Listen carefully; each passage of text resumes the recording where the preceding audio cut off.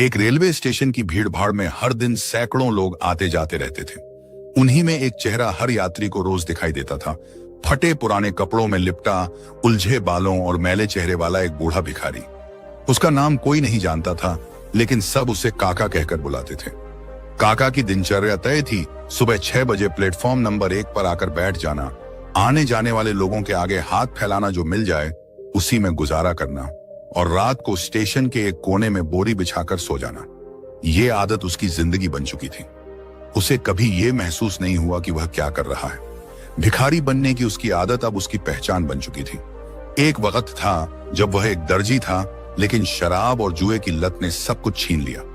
धीरे धीरे उसकी मेहनत करने की आदत खत्म हो गई और हाथ फैलाने की आदत लग गई। एक दिन स्टेशन पर एक युवा लड़का आया, साफ कपड़े, कंधे पर बैग और चेहरे पर आए आत्मविश्वास। वह एक एनजीओ में काम करता था और यात्रियों के बीच सर्वे कर रहा था। तभी उसकी नजर काका पर पड़ी। काका, क्या मैं आपसे कुछ सवाल पूछ सकता हूं? उस लड़के ने पूछा। क्या मिलेगा? काका ने ठंडी आवाज में पूछा।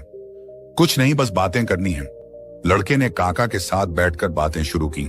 उसने पूछा, आप पहले क्या करते थे? काका ने बताया, मैं दर्जी था। अच्छा काम करता था, लेकिन फिर आदतें बिगड़ गईं बेटा। अब तो यही जिंदगी है। लड़के ने कुछ देर चुप रहकर कहा, काका, क्या आपने कभी कोशिश की अपनी आदतें बदलने की? काका ने हंसते हुए कहा, अब इस उम्र में क्या बदलेगा बेटा? काका, आदतें उम्र नहीं देखती, इरादा देखती हैं। उस लड़के की बातों ने काका के मन में एक हलचल पैदा कर दी। उस रात वह चैन से नहीं सो सका। उसे अपनी जिंदगी की पुरानी तस्वीरें याद आने लगीं, अपनी पत्नी, बच्चे और वो छोटा सा सिलाई का काम। सुबह जब वह फिर प्लेटफॉर्म पर आया तो वही पुरानी आदतें उसे खींच लाईं। मगर उस दिन एक यात्री ने उसे डांट दिया, काम करने की उम्र में भीख मांगते शर्म नहीं आती?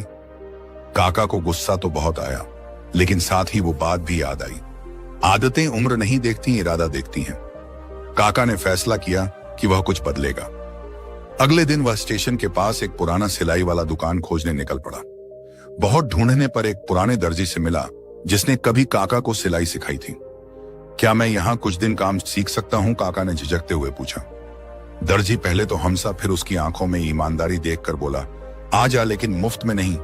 आदत बदलनी है तो मेहनत भी करनी होगी। काका ने अगले दिन से पुराने सिलाई मशीन के पास बैठकर काम सीखना शुरू किया। हाथ कांपते थे, आंखें धुंधली हो गई थीं, लेकिन हौसला दिन ब दिन बढ़ता जा रहा था। आदतें एक दिन में नहीं बदलती। जब काका को काम करने की थकान होती तो उसके अंदर की पुरानी आदतें उसे फिर से भिखारी बना देने की कोशिश करती। क्या जरूरत है इतनी मेहनत की, उसका मन कहता। लेकिन फिर वही लड़के की आवाज उसे याद आती, इरादा देखती हैं आदतें। हर दिन काका खुद से लड़ता, खुद को खींचता, खुद को संभालता। वह अब स्टेशन के उस कोने में नहीं सोता था जहां पहले बोरी बिछाता था। उसने एक छोटा कमरा किराए पर लिया, जिसमें पुरानी सिलाई मशीन रखी थी। धीरे धीरे काका की सिलाई की पहचान बन गई। स्टेशन के कुली, चाय वाले, ऑटो वाले सब उसकी दुकान पर अपने कपड़े सिलवाने लगे। एक दिन वही एनजीओ वाला लड़का फिर स्टेशन पर आया। उसे विश्वास नहीं हुआ जब उसने देखा कि वही काका अब एक दुकान के बाहर बैठा है, एक ग्राहक की पैंट की माप ले रहा है। काका, आप तो बदल गए। काका हंस पड़ा, नहीं बेटा, मैंने सिर्फ अपनी आदतें बदली हैं। जिंदगी अपने आप बदल गई। एनजीओ वाले ने उसकी कहानी अपने संगठन में सुनाई। कुछ ही हफ्तों में काका को एक छोटा फंड मिला, नई मशीन, कपड़े के रोल्स और दुकान का नाम आदतें बदलो सिलाई सेंटर। अब काका भिखारी नहीं था, अब वह दूसरों को सिखाता था, खासकर रेलवे स्टेशन पर रहने वाले दूसरे भिखारियों को। जो मैं कर सकता हूं तुम भी कर सकते हो, मत कहो कि आदतें नहीं बदल सकती, वह अक्सर कहता। धीरे धीरे उस स्टेशन के 5 और भिखारी काका से सीखने लगे। किसी ने चाय की दुकान शुरू की, किसी ने चप्पल बनाने का काम। काका अब अकेला नहीं था, वह एक आंदोलन बन चुका था। कई साल बीत गए। अब काका की दुकान एक छोटा वर्कशॉप बन चुकी थी। उसने अपने पुराने जैसे दिखने वाले 10 लोगों को काम पर रखा था। उसकी दुकान पर एक बोर्ड टंगा था, अगर आदतें बिगाड़ सकती हैं तो वही आदतें सुधार भी सकती हैं।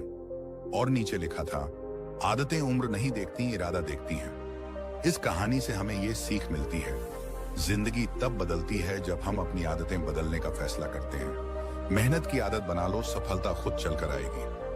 अगर कभी आपकी भी कोई आदत आपको पीछे खींचती रही हो और आपने उससे लड़ने की कोशिश की हो तो कमेंट करके बताएं। अगर ये कहानी आपको पसंद आई है तो इसे लाइक करें, शेयर करें और चैनल को सब्सक्राइब करना ना भूले। मिलते हैं नई वीडियो में। धन्यवाद।